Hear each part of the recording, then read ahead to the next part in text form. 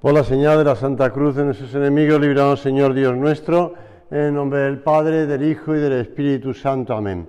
Señor mío y Dios mío, creo firmemente que estás aquí, que me ves, que me oyes. Te adoro con profunda reverencia. Te pido perdón de mis pecados y gracia para hacer con fruto este rato de oración. Madre mía Inmaculada, San José, mi Padre y Señor, Ángel de mi guarda, interceded por mí.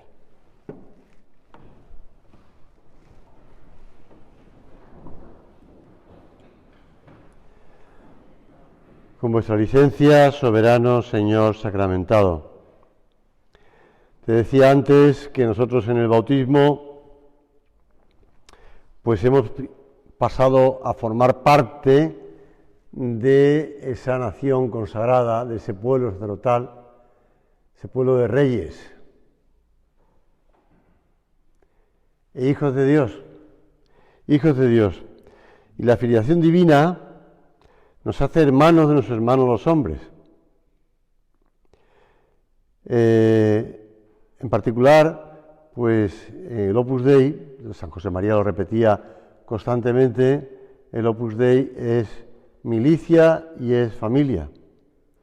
Por eso, en el Opus Dei, al fundador del Opus Dei le llamamos padre, y después a los sucesivos prelados también le llamamos padre. Y existe ese vínculo tanto de filiación como de fraternidad. Estamos unidos, nos queremos, no simplemente por simpatías, porque nos veamos con cualidades, con virtudes o con talentos, sino porque nos vemos hijos de Dios. Dice el profeta Jeremías, dice el Señor, a través del profeta Jeremías, os daré pastores según mi corazón. Con estas palabras del profeta Jeremías, Dios promete a su pueblo no dejarlo nunca privado de pastores que lo reúnan y lo guíen. Pondré al frente de ellas, las ovejas, pastores que las apacienten, añade Jeremías, y nunca más estarán medrosas ni asustadas. Cuando en la ordenación sacerdotal, en la ordenación de los nuevos sacerdotes, se dice, Señor Dios nuestro, que para guiar y gobernar a tu pueblo has querido servirte del ministerio de los sacerdotes, concédeles cumplir incansablemente tu voluntad. Y ya cuando van a recibir la ordenación por parte del obispo, se recuerda que del mismo modo que Dios dio colaboradores a los apóstoles, ahora, como ayuda a nuestra limitación, nos da colaboradores para el ejercicio del sacerdocio apostólico. Te estoy diciendo todo esto para que comprendas, ya sé que lo sabes, que hay pastores que te guían, pastores que te buscan esos buenos pastos, pastores que te previenen de los peligros y que ahuyentan a los lobos, pastores que nos llevan pues al rebaño de Cristo. Esa paternidad es fruto del querer de Dios y se continúa en la fraternidad.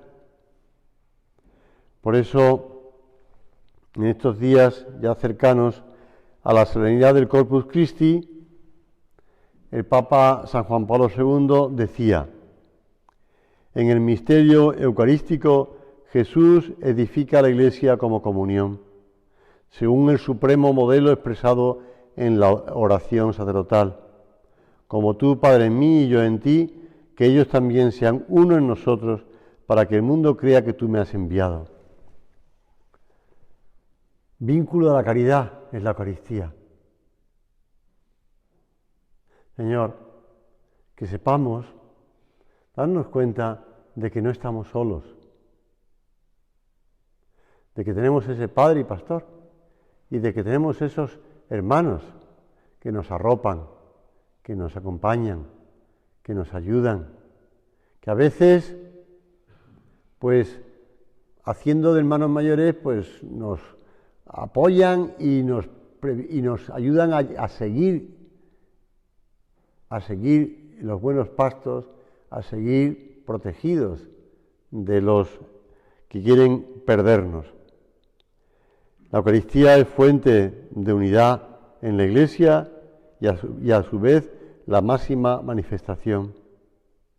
Por eso el Papa San Juan Pablo II añadía: la Eucaristía es comunión fraterna, cultivada por una espiritualidad de comunión que nos mueve a sentimientos recíprocos de apertura, afecto, comprensión y perdón.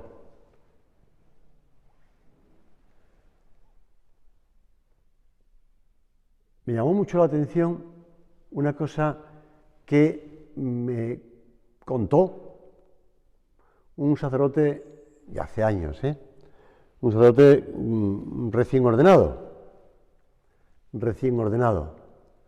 Este sacerdote, bueno, yo lo conocí muchos años antes, cuando era todavía seminarista, y fui, digamos, por decirlo así, recorriendo con él el camino del seminario hasta que llegó al sacerdocio, y después seguimos viéndonos, claro, y seguimos tratándonos. Tal. Cuando él fue ordenado sacerdote, es gallego.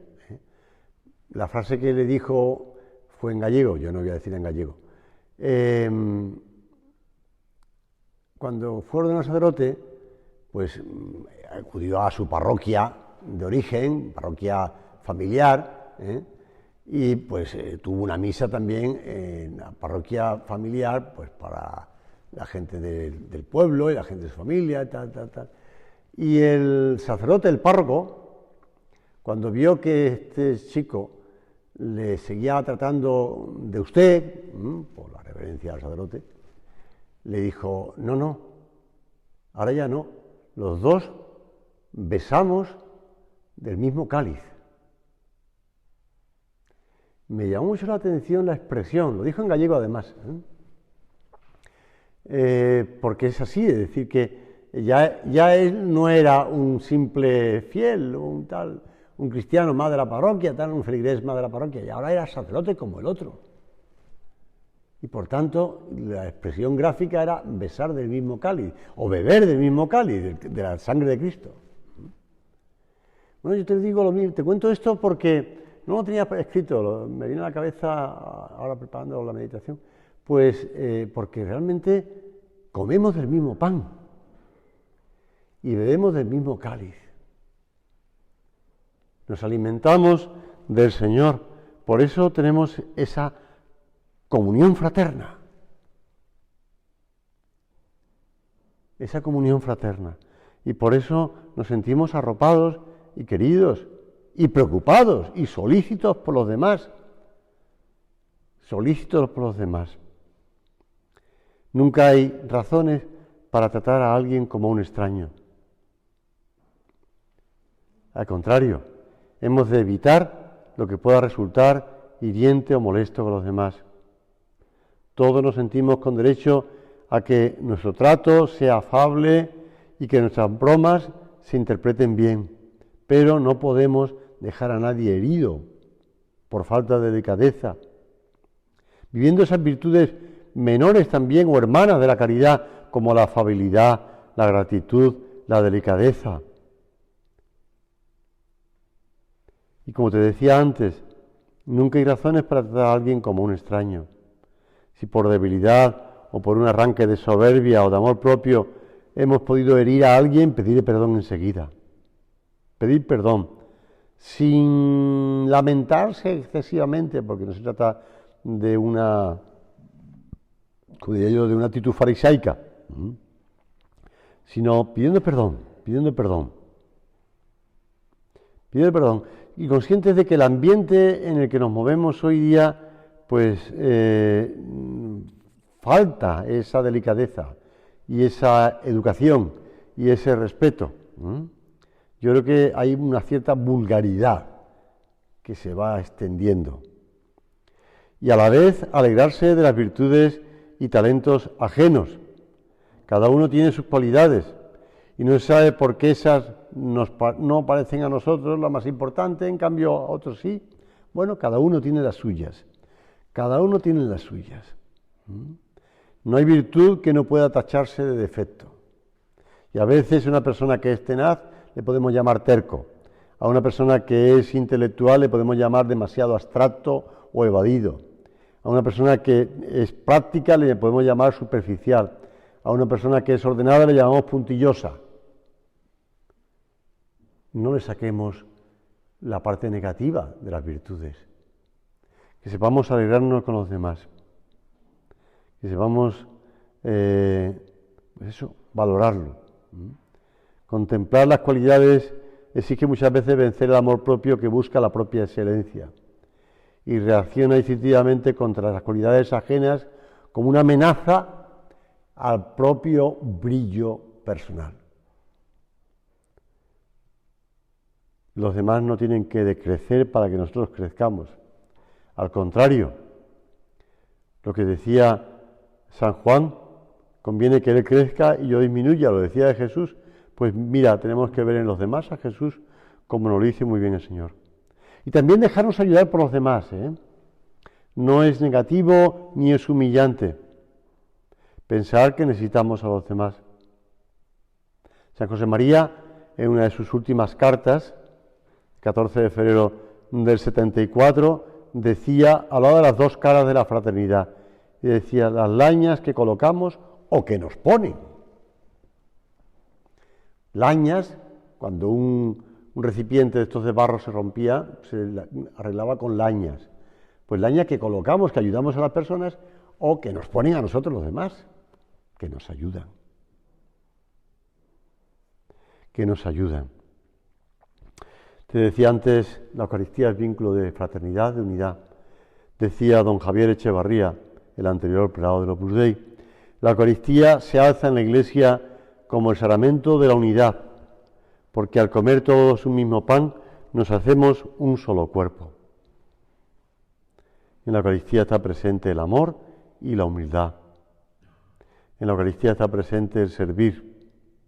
Por eso, tanto sirve el que manda como el que obedece. En la Eucaristía también el Señor se multiplica en la diversidad. En la diversidad. Ya sé que a lo mejor alguno de vosotros me ha oído contar esta anécdota porque la tomé de un sacerdote allá en Coruña que recogió cuando terminó, se jubiló del colegio, recogió en unos libros muchas anécdotas que fue contándole a las niñas de años de colegio, años y años. Bueno, esta anécdota era un irlandés que se trasladó a vivir a un pequeño pueblo y en su primera visita a la taberna local pidió 3 cervezas y se las fue bebiendo una tras otra. Y así cada vez que iba a la taberna pedía 3 cervezas y se las tomaba una detrás de otra. Y ya en el pueblo pues ya se fue haciendo pues comidilla, ¿no? El hombre de las 3 cervezas.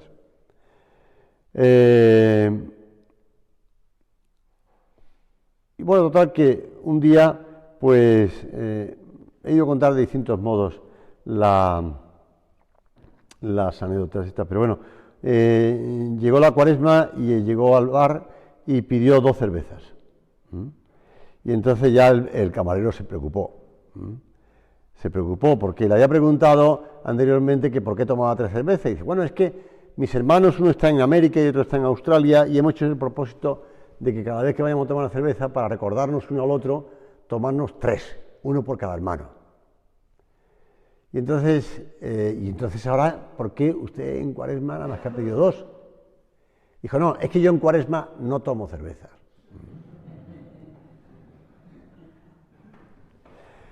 Bueno, pues realmente suena más bien a chiste, ¿no? Pero la realidad es que, bueno, también ese detalle de fraternidad, de tomar una cerveza con el amigo, con la persona cercana, pues no está mal, compartir. Pero también saber hacer sacrificios, ¿no? Por los demás en la Cuaresma. Pero bueno, ¿me entendéis? Lo que quiero decir es que el Señor comprende la necesidad que tenemos de ser humanos, y somos humanos. Y tenemos que querernos con corazón, como el corazón de Cristo. En el mes de junio celebramos la fiesta del Sagrado Corazón de Jesús, un corazón de carne como el nuestro. Sentir, querer, padecer la necesidad de los demás, comprender, ayudar, amar.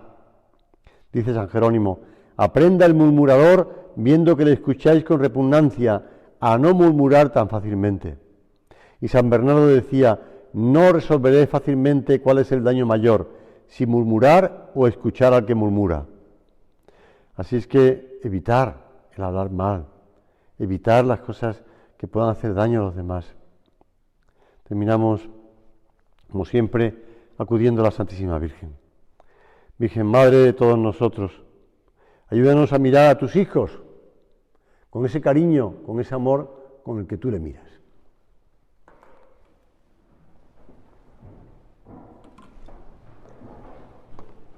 Te doy gracias, Dios mío, por los buenos propósitos, afectos e inspiraciones que me has comunicado en esta meditación. Te pido ayuda para ponerlos por obra. Madre mía Inmaculada, San José, mi Padre y Señor, Ángel de mi guarda, interceded por mí.